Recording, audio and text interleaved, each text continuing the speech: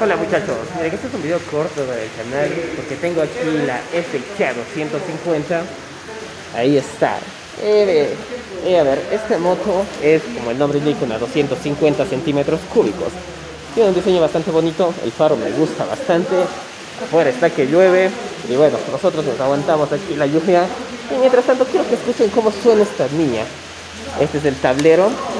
Ahí está encendiendo haciendo sus testeos. 211 kilómetros, prácticamente está nueva. Le damos corriente y escuchen cómo ruge este motor. Ahí está. Se estabiliza sin la necesidad de acelerarle. Ahí escúchenla.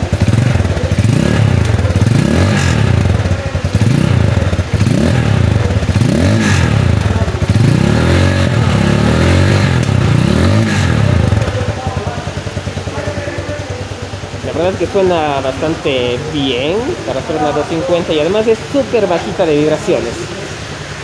Así que bueno muchachos, eso nada más les quería mostrar, un video súper corto para el canal. Saluditos.